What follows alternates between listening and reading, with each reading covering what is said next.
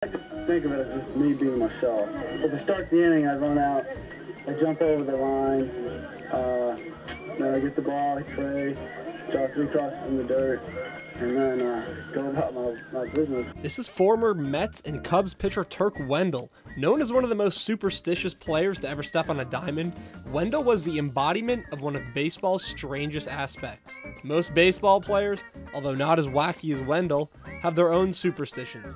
Giants utility player Pablo Sandoval has his own ritual before entering the batter's box, much like the legendary Nomar Garcia Parra had back in his playing days.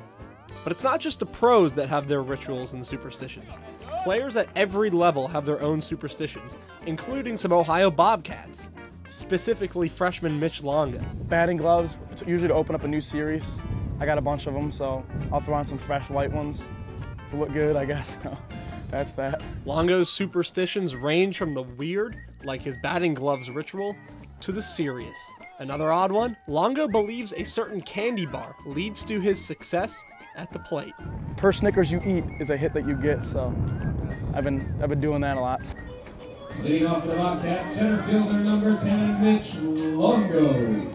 Walk-up songs are also a big hit in modern baseball, something Longo likes to take advantage of, especially when he's at home. When we're at home especially, I like to kind of get the most out of my walkout. The 21 Questions instrumental, so I'll come up to that and then kind of let it relax me, and then I actually drew a dot on my bat with a Sharpie, and so I'll look at it and take a deep breath and clear my mind and then step into the box. So. Superstitions or not, something is clicking for Longo on the field this season as he leads the team in batting average as just a freshman. This could also have something to do with the more serious superstition Mitch goes through every game, something, or rather someone, that is with him whenever he steps to the plate. Wearing things wise, I have my 2 rubber bands, my Stay Positive rubber band that Scott White actually gave me. Going back to it could always be worse, stay positive, stay up, never know what you can do further in the game, or whatever happens, happens. I have also a rubber band for my mom who passed away when I was younger. And then I have 2 necklaces that I always wear here. But it's not just the players who have these rituals. In baseball, everyone feels like they play a role in the success of the team. Even guys who do something as mundane as drag the infield before and after the games.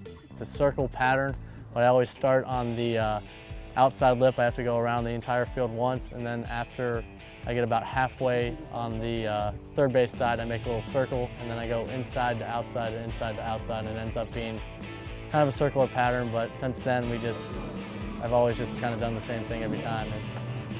It's a pretty interesting way to get the game ready and get everybody ready to go. Most don't make sense, and most are absurd. That's the thing about superstitions. They don't have to make sense. It's all about whatever works for each individual player or manager. That's another thing too, is superstitions become habits, which is kind of a funny thing as well. So who's the most superstitious player on the team? Well, you should know the answer to that one by now. Probably Mitch Longo. I would say Mitch Longo. Characters, I have to probably say Mitch himself is probably very superstitious.